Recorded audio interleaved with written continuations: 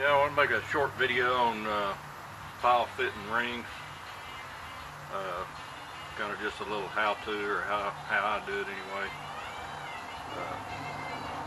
I've already got all these done on this motor, down to the last one. But basically, you take your file fit rings where you file the end gap to the clearance you're looking for. And like I said, I've already done all these except I'm on the very last one, just the last bit. And I'll show you the grinder that I use, or the tool that I use to grind the ends is this. Is a bulk tool. You can use a file or you can use different methods, but this is a bulk tool, and they make some electric ones a little bit more fancy than this. But basically, you put the ring here, and I'm holding the camera with one hand, so it's going to be, I can't do the whole, but basically you spin this, and one of the things to keep in mind, this has got an arrow pointing back this way.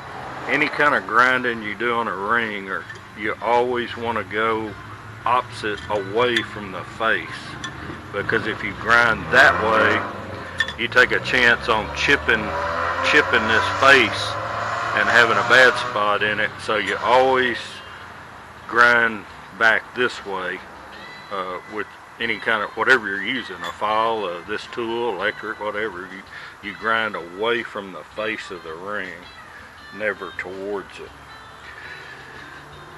And as you're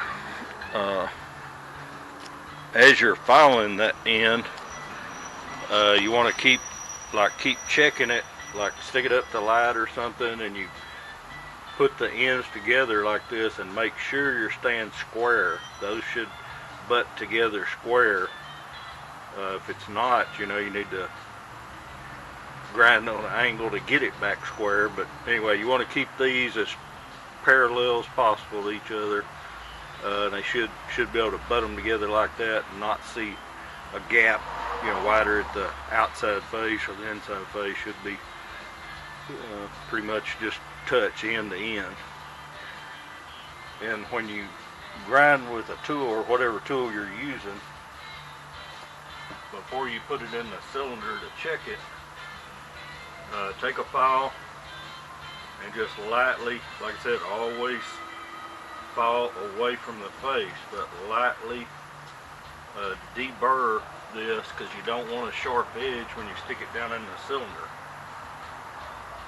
And then when you go to put it in the cylinder to check your end gap,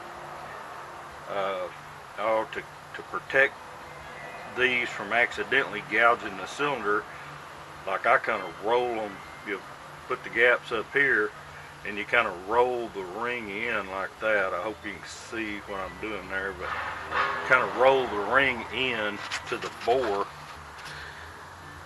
and get it in the bore. And then I'm just using one of the pistons for this motor because it's flat or dish top. If you had a dome on it, you'd have to do something else, but you can either use a piston that's close to the bore size, or they do make a tool to push down in here. But basically, you want the ring perfectly square in the cylinder when you get ready to measure it. And this one here, I'm shooting for 25-26 inch end gap, because this is a blown application, so it has to be wider than a unblown or naturally aspirated. No nitrous or turbo or blower, you have to run a bigger gap because the piston gets hotter. Top of the piston gets hotter, the ring expands more. You don't want it butting together. But once I get it in here, and to make sure, on my final measurement, to make sure I've got this square, I'll usually take calipers and go around the ring at several points, make sure that that ring is square in the bore. And like I said, they make a tool for this. It'll be a little easier, not better, but quicker, easier. But anyway, I use my caliper here and make sure I've got that ring squared up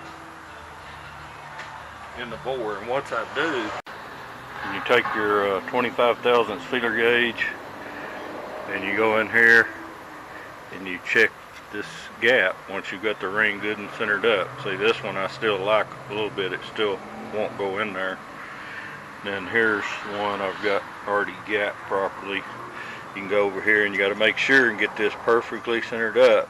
And if you get this perfectly centered up, see, it should slide in there like that. It should just lightly slide through the gap. And then you can use you could have a, say if you're shooting for 25 thousandths, you could have a 27 thousandths too, and make sure it's in between this. You know, it's too small for the 27 to fit, but big enough for this to fit. And that'd tell you pretty much you're right on the money. But anyway, that's just basically some of the tips and high spots of file fitting your rings. Thanks for watching.